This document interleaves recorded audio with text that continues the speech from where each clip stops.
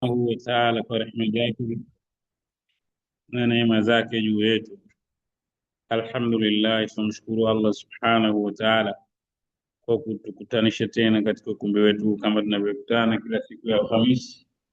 Siku za kazi tunakutana tukakumbushana mawili matatu, na kama ilivyo darasa zetu zinakwenda, tunasoma mara nyingine tafsiri ya Qur'ani, mara nyingine tunasoma somo la fiqh kupitia kitabu cha hadithi ambacho kimekusanya katika utaratibu ulioanzia masuala ya tauhidi, ya imani, ya itikadi mpaka masuala ya kifikiri kwa ujumla wake, kitabu cha Al-Lu'lu' wal Marjan.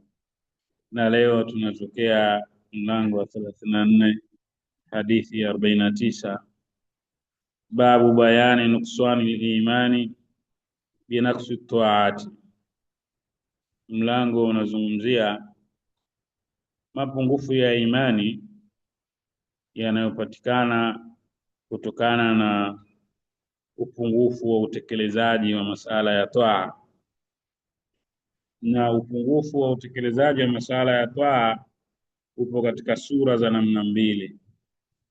Kuna sura ya kwanza ya kisheria inaruhusiwa na wala mhusika huwa hana lawama ya kulaumiwa kwa nini atekeleze, kwa sababu sheria imemruhusu au imeruhusu kuwa katika sura ya namna hiyo.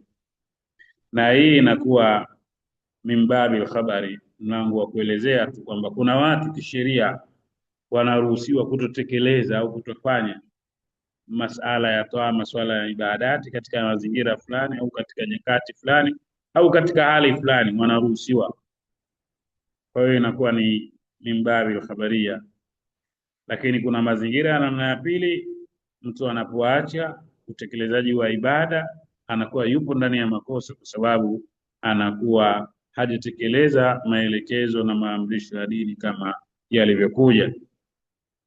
Kwa hiyo mlango unatuelezea tu mimbabi habari kwamba kuna wakati watu wapo wanaokuwa katika hali fulani ambao masala ya ibada au aina fulani za ibada hawatakiwi kuzifanya, basi ni kuonesha kunakuwa na mapungufu kwa namna moja ama nyingine, lakini yasiyokuwa na lawama. Ni taarifa tukujua katika sura ya namna hiyo. Hadithi inasimuliwa na Abu Sa'id al-Khudri radhiyallahu anhu qala kharaja Rasulullah sallallahu alayhi wasallam fi adha al-fitr. Alitoka Mtume sallallahu alayhi wasallam mara moja kwenda kuswali swala ya Eid. Inaweza kuwa swala ya Eid al-Adha kama hii hapa. Muda mfupi tutaingia kwa tawfiki yake Allah subhanahu wa ta'ala. Tunamuomba atuwafikishe na atuwezeshe kufika. Maana zimebaki siku kama siku 14 hivi kufikia Eid al-Adha. Au Eid al-Fitr ilikuwa. Alitoka Mtume sallallahu alayhi wasallam kwenda ila al-musalla, sehemu ya kusalia, akaswali akawahutubia wanaume, kisha famarra ala nisai, akaenda Mtume sallallahu alayhi wasallam kwa kina mama nao akawahutubia. Fakala, katika jumla aliyowaambia kina mama akawaambia, ya maashara nisai, enyi kina mama, enyi mkusanyiko wa kina mama, enyi jumuiko la kina mama, nini tasaddaqna, toeni sana sadaka. Kina mama, toeni sana sadaka. Fa inni uritukunna, kwa sababu mimi nimeoneshwa kwamba ninyi kina mama aktharu ahli nar, wengi wa watu wa motoni ni kina mama. Sasa chukueni hatua ili mpate salama na kunusurika na hali ya namna hiyo, sababu wengi wa watu wanaoingia motoni watakuwa kina mama. Sasa ninyi chukueni hatua kama waumini, kama Waislamu. Miongoni mwa hatua hizo mojawapo, tasaddaqna, toeni sadaka. Kwa hiyo hapa pia tunaona tuwahimize wake zetu, dada zetu na mama zetu, binti zetu, tuwahimize swala zima la kutoa sadaka, lakini pia kuwapa tahadhari kama hizi. Hii hadithi Mtume sallallahu alayhi wasallam anatoa tahadhari, anatoa habari, anatoa taarifa ili waweze kuchukua hatua za sawa sawa. Unaona hapa ni mkusanyiko. Siku ya Eid ilikuwa siku ya Eid, kina mama wanatoka na wao, swala za Eid zinaswaliwa kwa zinaswaliwa viwanjani, kina mama nao wanapenda, hata wale wanaokuwa katika hali zao nao wanakwenda ili kupata baraka na kheri ya siku ile. Kwa hiyo Mtume sallallahu alaihi wasallam akijua hapa akina mama wengi wako, anatoa angalizo, tasaddaqna, fanyeni wingi wa kutoa sadaka. Na Mtume sallallahu alaihi wasallam anaainisha kwa nini iwe hivyo, fa inni uritukunna, kwa sababu mimi nimeonyeshwa, nimewaona akthara ahli nari, nimeona nini kwamba wengi wenu ni watu wa motoni. Nilikwenda ile Lailatul Isra, sababu Lailatul Isra Mtume sallallahu alaihi wasallam alionyeshwa moto, alionyeshwa pepo na kadhalika, na hali ya watu wa peponi, sifa za watu wa peponi, sifa za watu wa motoni na matendo, na ala kulli hal. Fakulna, tukasema, kasimama mwanamama mmoja, fakulna, wakasema, mwanamama mmoja miongoni mwao. Imekuja tu kwamba kwa sura ya wengi wamesema kina mama, lakini ndo amesema mwakilishi wao. Fakulna, wakasema wale kina mama kutaka kumuuliza Mtume sallallahu alaihi wasallam, kulikoni, wabima ya Rasulullah, imekuwaje kina mama wengi wakawa ni watu wa motoni? Sasa Mtume sallallahu alaihi wasallam akafafanua, na hizi ndizo tahadhari ambazo tunazotakiwa tuwape dada zetu, mama zetu, binti zetu na kadhalika, na wake zetu pia wajue. Akasema Mtume sallallahu alaihi wasallam, sababu iliyopelekea hivyo ni mbili tu. Tukthirna al-la'n, mmekuwa wenye laana sana, mnaapiza mno, hamna ustahamilivu. Wengi wa kina mama wamekuwa hawana ustahamilivu, kutoa laana hata pasipostahiki kutoa laana, kuwaapiza watoto, Mungu akulani hivi na hivi na hivi na kadhalika, maneno makali, maneno magumu kina mama wanayatoa. Lakini pia watakfurna al-ashir, kutotambua, watakfurna al-ashir, kutotambua mazuri yanayofanywa na waume zenu. Al-ashira bimaana ya mume, watakfurna al-ashira, kuwakataa waume zenu mazuri, kuyakataa yapi, kuyapinga yapi? Yale mazuri ambayo yanayofanywa na waume zenu, baada ya pengine baya moja tu lililojitokeza, basi mazuri yote aliyokufanyia mumeo ukayaona hayana nini. Hii kina mama wanayo. Mtume sallallahu alaihi wasallam amezungumza, sio wote bali wengi wao wapo katika sura za namna hii. Ukimvuruga kidogo tu, basi haoni maneno mengi yatakayotoka, hata yale mengi uliyoyafanya yote anaona hamna kitu kabisa.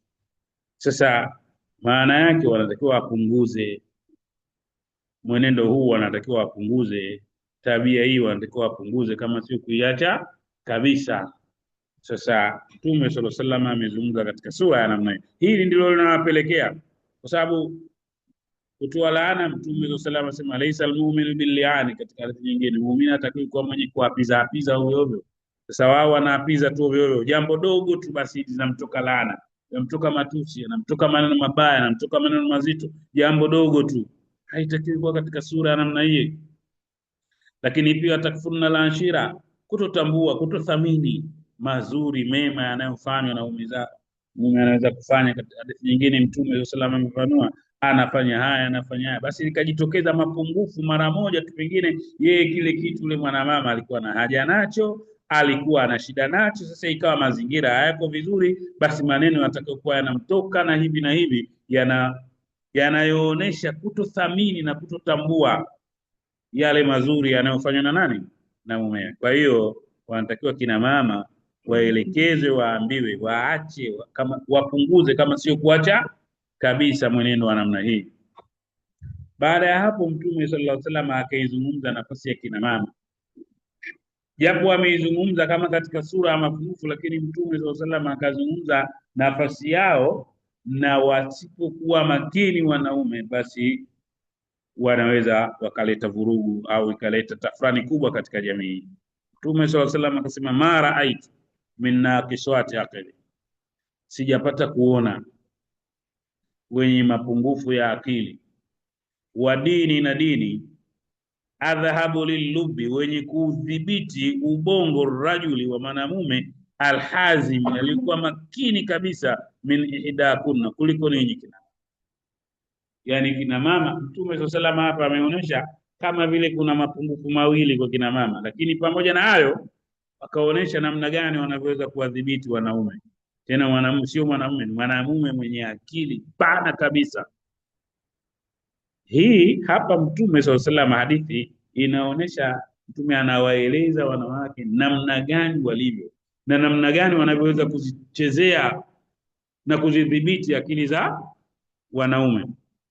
Sasa hadithi, kulna, wakauliza kina mama, wama nukuswani dinina wa aklina, kitu gani kinachotufanya sisi tuwe na mapungufu ya dini na akili? Wakauliza vizuri tu kutaka kujua, na Mtume SAW akafafanua vizuri sana, akasema sio upungufu wa akili kama inavyoeleweka, sio maana yake hiyo, sio tafsiri kwamba ya Mtume SAW kusema kwamba upungufu wa akili maana yake kwamba ninyi, sio maana yake hiyo, sio maana hiyo. Alichokusudia Mtume SAW ni kuonesha nafasi yenu, nafasi ya kina mama ilivyokuwa kubwa, lakini katika masala ya kisheria anakuwa na nafasi, wanawake wawili inachukua nafasi ya mwanamume mmoja. Ndio alichokusudia nukuswani lake. Mtume sallallahu alaihi wasallam akasema, alaysa shahadatu almar'ati mithlu nisfi shahadati rajul, kwani haukuwa ushahidi wa mwanamke ni nusu ya ushahidi wa mwanamume? Kulna, kina mama wakasema bala, ndio hivyo hivyo. Kala Mtume sallallahu alaihi wasallam akasema, fadhalika nukuswani akili, ndio anachokusudia. Sio kwamba ninyi hamna akili au na akili nusu na mapungufu ya akili, sio maana yake hiyo. Hapa anachokusudia, sheria imeonyesha kwamba Allah subhanahu wa ta'ala alipozungumzia ile aya ya ushahidi, aya ya mkataba, ile aya ndefu kabisa, Allah subhanahu wa ta'ala akazungumza katika ushahidi wa miamala, basi wanatakiwa wanaume wawili. Lakini kama hakuna wanaume wawili, basi falirajuli wa mraati, ni mwanamume mmoja na wanawake wawili. Kwa hiyo wanawake wawili wamechukua nafasi ya mwanamume mmoja. Mtume SAW alikuwa anazungumzia nafasi tu, sio kwamba wana upungufu wa akili, sio maana yake hiyo, kama baadhi ya watu au inavyochukuliwa katika juu kwamba Mtume SAW alikuwa anazungumza kwamba kuna mazingira mwanamume mmoja kisheria anasimama wanawake wawili. Sasa hiyo ndo namna ilivyokuwa, ndo mapungufu yanayoonekana, ambayo sio mimbabil lawama. Lakini pia alaysa idha habat, katika upungufu wa dini, kwani wanamama hawakuwa wakiingia katika siku zao, lam tuswali, hawaswali, wala mtasum, wala hawafungi? Kuna bala, ina mama akasema ndio hivyo hivyo ilivyo. Kala Mtume akasema, fadhalika min kuswani dini, sio kwamba mna upungufu wa dini, bali kuna mazingira ninyi mmepewa taafifu, wamepewa taafifu, wameondolewa baadhi ya mambo kuyafanya katika nyakati fulani. Sio nukuswani dini mimbabi lawama, ndio maana alaumiwi wala adhibiwi na wala hataki kulipa kawa. Funga mwanamama anapokuwa yeye yuko katika siku zake, anapokuwa haswali, akimaliza kutoka katika kipindi chake, wala hataki kulipa zile siku. Ile ndio nukuswani dini, lakini sio kama maana yake analawama. Kwa hiyo Mtume sallallahu alaihi wasallam alikuwa anaonyesha namna gani akina mama, namna walivyo na namna ambavyo walivyokuwa wenye uwezo wa kuwadhibiti wanaume, na wanaume wasiposimama sawa sawa wanaweza kujikuta wako wanavurugiwa kila siku. Usiposimama sawa sawa, usipochukua nafasi yako sawa sawa kama mume katika, kama mume na kama mtu na mkewe, kama mume usipochukua nafasi yako sawa sawa, ukajikuta unavurugiwa, unaharibikiwa. Unaweza ukajikuta kila mtu unamwona mbaya wakati mwingine kwa sababu tu ya mke. Na hivyo hivyo hata katika familia, kaka unapokuwa huko makini, basi kila saa kila mtu unaweza kumuona mbaya kwa sababu ya dada zako, kwa sababu ya ndugu zako na kadhalika. Na hivyo hivyo baba kwa binti zako na kadhalika. Unatakiwa lazima uzingatie, unaosimame namna gani na ujue namna gani walivyo, zile hisia walizokuwa nazo, hamasa walizokuwa nazo, na hivyo wakati mwingine unashindwa kuzidhibiti na kuzicontrol, ambazo zinatakiwa zipate usimamizi na uelekezi kwao, ndo zinakwenda sawa sawa. Kwa hiyo Mtume sallallahu alaihi wasallam alikuwa anabainisha katika sura ya namna hiyo. Na kisha tunaingia katika babu bayani kauni imani billahi ta'ala afdalul a'mali. Kama tuwekea mlango unaoonyesha kwamba al-imanu billahi, kuwa na imani, kuwa na tauhid, kuwa na itikadi sahihi ni jambo lilokuwa bora sana katika Uislamu. Hadithu Abi Huraira radhiyallahu anhu anna Rasulullah sallallahu alaihi wasallam suila, Mtume sallallahu alaihi wasallam aliulizwa, ayul amali afdal, ibada ipi ni bora? Qala, Mtume sallallahu alaihi wasallam sema, imanun billahi wa rasulihi, kumwamini Allah na mtume wake. Imani ya kweli, imani iliyoambatana na vitendo, imani iliyoambatana na utekelezaji wa amrisho, basi imanun billahi wa rasulihi, sababu imani ndio dini yenyewe. Mtu kama hana imani dini, basi dini yenyewe inakuwa haipo. Sababu kitu cha kwanza ni kuwa na mtu kuwa na itikadi iliyokuwa itikadi ya kuamini uwepo wa Allah subhanahu wa ta'ala na mtume wake.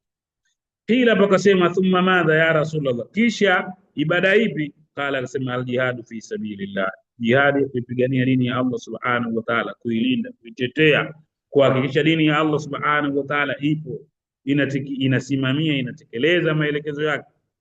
Kila kisha akaulizwa thumma madha, kisha ipi ya Rasulullah? Qala, akasema hajjun mabrur, hija iliyokuwa iko sawa sawa, hija iliyokuwa njema, hija iliyotimia vigezo. Baada ya hija tunaona misimu tayari mahujaji wameshaingia katika viwanja vya hija, baadhi yao na wengine wako safarini wanaenda. Tunamuomba Allah subhanahu wa ta'ala awafikishe salama na awawezeshe kuweza kutekeleza ibada ya hija, iwe hija hajjun mabrur, kwa sababu sio hija tu, hija lazima iwe hajjun mabrur, hija iliyokuwa sawa sawa, hija iliyotimia. Mtume sallallahu alayhi wasallam anaelekeza haja atakayekuwa amefanya ibada ya hija basi fala yarfu wala yafsuk, fanya hayo kama ilivyokuja kwenye aya ya Qur'an.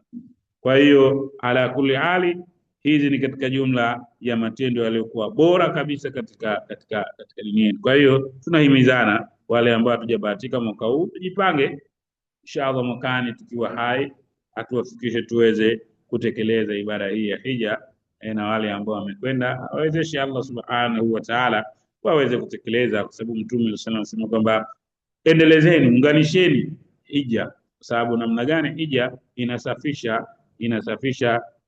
inasafisha machafu, inatoharisha kama vile moto unavyo, yani kama vile moto unavyoweza kusafisha chuma kilichokuwa kina kutu na kadhalika. Hadithu Abi Dharr radhiyallahu anhu qala, sa'altu an-nabiyya, nilimuuliza Mtume sallallahu alaihi wasallam, ayul amali afdal, ibada ipi ni bora? Qala, akasema iman billahi wa jihadun fi sabili, muamini Allah subhanahu wa ta'ala na kuipigania dini yake, kuipambania dini yake Allah subhanahu wa ta'ala. Kultu, Abu Dharr anasema nikasema tena, ya Rasulullah, ayu riqabi afdalu, mtumwa yupi ni bora kumwacha huru? Mtume sallallahu alaihi wasallam akasema aghlaha thamana, ni yule mwenye thamani kubwa kabisa, wa anfusaha inda ahliha, na yule mwenye kupendwa katika familia. Mtumwa fanya kazi ambaye kwa mujibu wa mazingira ya sheria anayemilikiwa na mtu, basi kumwacha huru ni yule ambaye mnaona huyu ana thamani, ana mchango mkubwa katika shughuli zenu na hivi na hivi. Kumwacha huru na mwenye thamani kubwa, basi ndio unakuwa umefanya jambo bora kabisa. Qultu, kasema Abu Dharr anamuuliza Mtume sallallahu alaihi wasallam, fa illam fa'al, kama sikuweza kulifanya hilo? Qala, Mtume sallallahu alaihi wasallam, tu'inu swani'a, unamsaidia mtaalamu, unamsaidia fundi. Swani'a ni mtu mwenye uwezo, mtu mwenye ujuzi wa kuweza kufanya kitu. Fundi anaweza kujenga vizuri, mtaalamu, injinia, mtaalamu yoyote ule mwenye doswani ya mtaalamu yoyote ule anaweza kufanya kitu kwa namna yake, na wewe una ujuzi nacho, basi kumsaidia katika kutekeleza jambo lake. Kama fundi wa ujenzi na wewe una utaalamu wa ujenzi, unamsaidia katika. Kama sijui fundi labda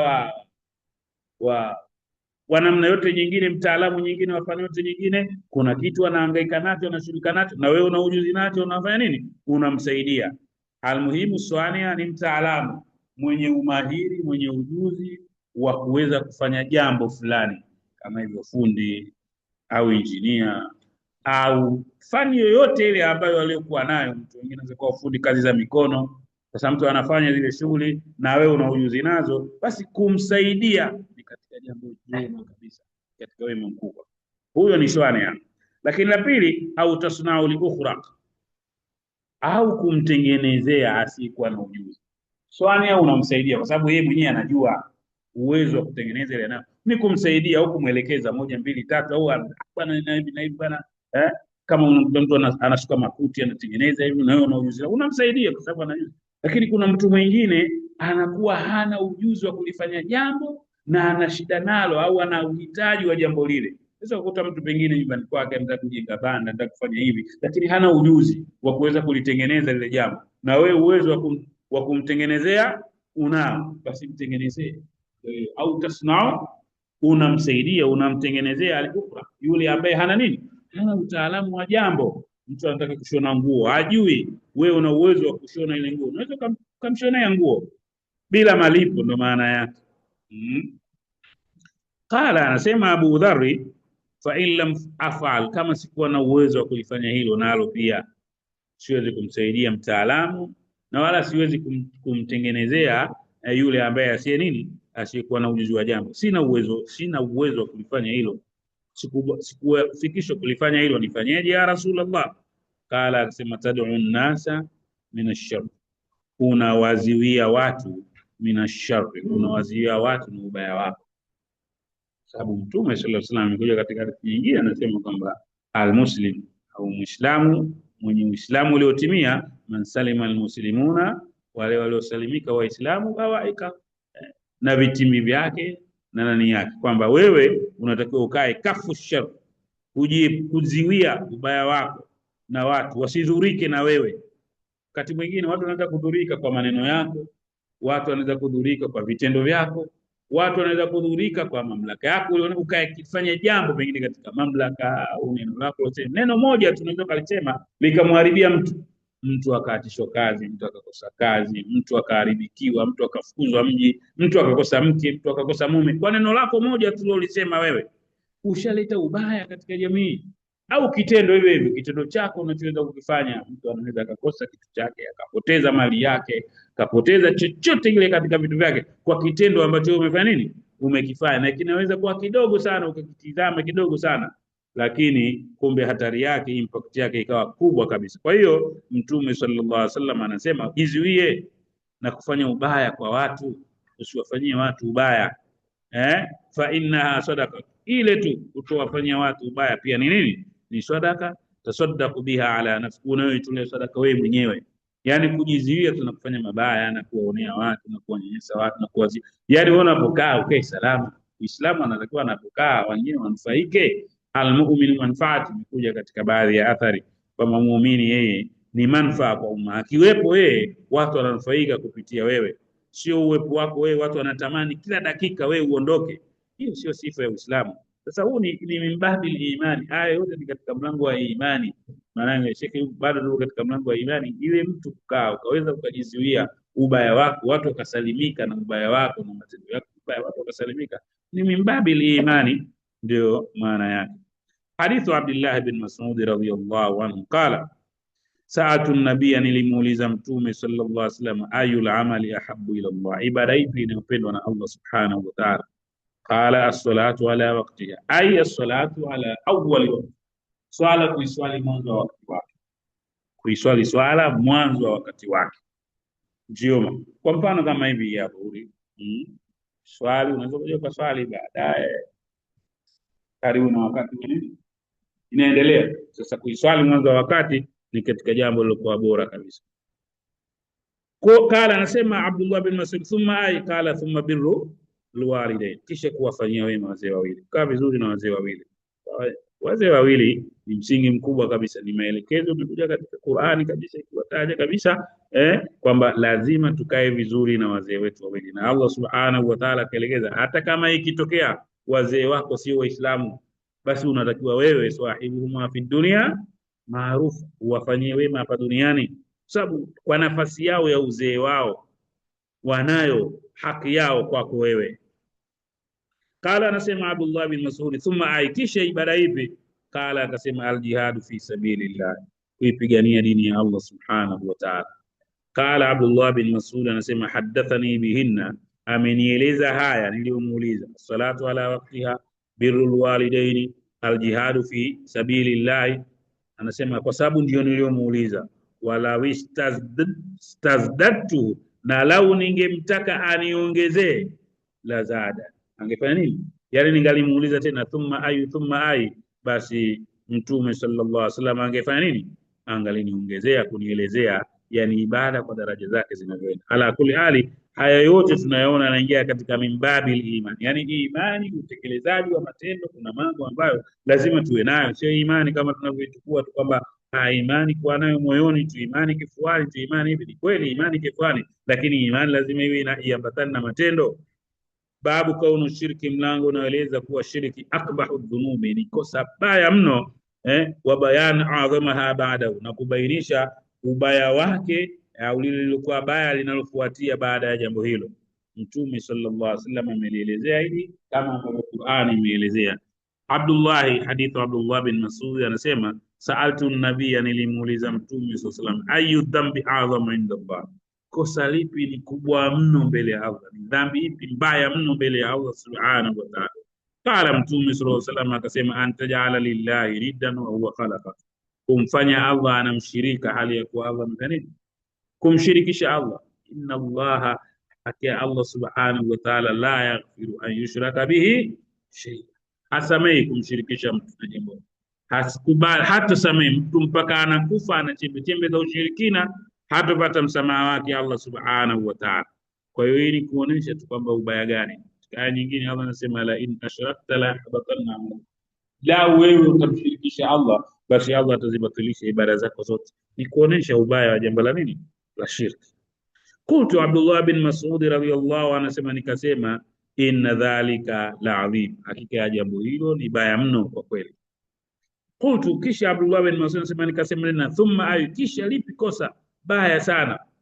Qala, akasema, an taktula waladaka takhafu an yut'ama ma, kumuua mtoto wako kuogopa uwezo wa kumlisha, kuogopea cha kumlisha, kumsimamia katika nini, mahitaji yake ya msingi, nalo pia ni kosa kubwa kabisa. Qultu, Abdullah bin Mas'ud anasema, nikauliza thumma aya, akasema, antuzani hilyata jari, halyata jara, kuzini na mke wa jirani yako.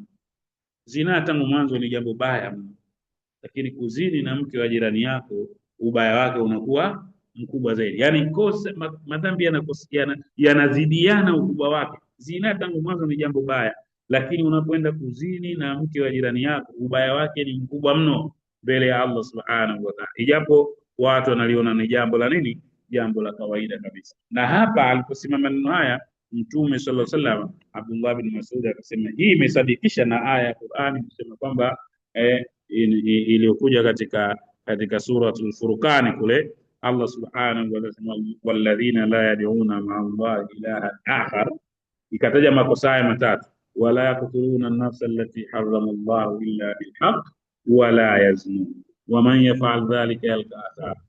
Walladhina la yad'una ma'a, akiwaelezea sifa za watu wema zetu, walladhina la yad'una ma'a Allahi ilahan akhar, na wale ambao hawamwabudu pamoja na Allah, hawaabudu Mungu mwingine, yani maana hawamshirikishi Allah subhanahu wa ta'ala. Lile kosa la kwanza ambalo Mtume sallallahu alayhi aliainisha la nini, la kumshirikisha Allah subhanahu wa ta'ala hali ya kuwa yamekuna. Lakini pia wala yaktulna auladahum, walladhina la yad'una ma'a Allahi ilahan akhar wala yaktuluna an-nafsa allati harrama Allah, wala hawaui kiumbe au mwanadamu ambaye Allah subhanahu wa ta'ala ameharamisha kuua. Ndio hii hapa Mtume sallallahu alaihi wasallam anasema, unamuua mtoto wako wewe, unaogopea nini, namna ya kumlisha, au unamuogopea hivi, unamuogopea hivi, unaogopea hivi, namna yote. Lakini pia aya ikamalizia wala yazni, wala wakawa hawana sifa ya uzinifu. Hapa Mtume sallallahu alaihi wasallam anasema, antuzani haliyata jari, uzini na mke wa jirani yako ni katika makosa makubwa mno, mabaya mno mbele ya nani, mbele ya Allah subhanahu wa ta'ala. Kwa hiyo tumeona, tutasimama hapa. Makubwa kabisa tunayosoma, tupo katika mlango wa imani au itikadi. Ni masala ambayo matendo yanayoingia katika imani, matendo yanayokuza imani, na matendo ambayo yana uwezo wa kumtoa mtu katika Uislamu, na yanayochukiza zaidi mbele ya nani, mbele ya Allah subhanahu wa ta'ala. Kwa tunamuomba Allah subhanahu wa ta'ala tukuelewa, kuweza kufahamu na kuweza kufanyia kazi na kuchukua hatua zile zinazotakiwa. Wassalamu alaikum wa rahmatullahi wa barakatuh. walhamdulillahi rabbil alamin. Alhamdulillah, subhanallah wa bihamdik, nashhadu an la ilaha illa anta nastaghfiruka wa natubu